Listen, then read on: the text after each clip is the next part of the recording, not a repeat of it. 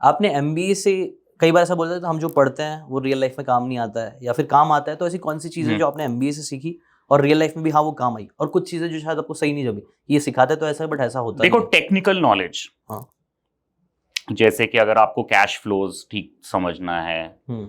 आपको price elasticity समझना है, ओके। तो वो आपको थियोरेटिकल नॉलेज में समझना पड़ेगा। Basic good mathematical, good statistical knowledge that comes from education. Okay.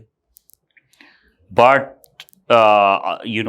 अगर आप खाली इसको थ्योरी में छोड़ दो और इसको प्रैक्टिकल अप्लाई मत करो, देन आपकी समझ थ्योरी की भी कम रहती है। ओके।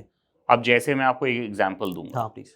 अगर किसी कंपनी को अगर किसी इंडिविजुअल को प्राइसिंग समझना है, अगर वो खाली थ्योरेटिकली देखेगा उसको, तो उसको बहुत मुश्किल रहेगा प्राइसिंग समझना।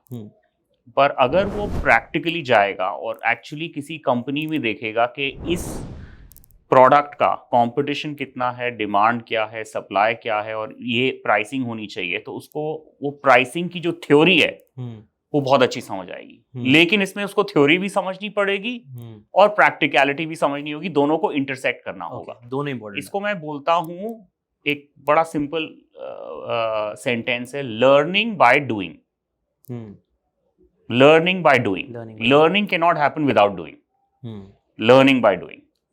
So that is the most important thing in this. Right. So मैं ये नहीं कहूँगा कि theoretical knowledge is not important, but you have to intersect it with doing. Right. अभी जो हमारा education system में ये problem है that doing नहीं होता। बच्चे लोग internship के लिए चले जाते हैं, but कैसे उसको intersect कर रहे हो, वो डूइंग नहीं होता। कैसे आप एक प्रॉब्लम सॉल्व कर रहे हो, एक जैसे अगर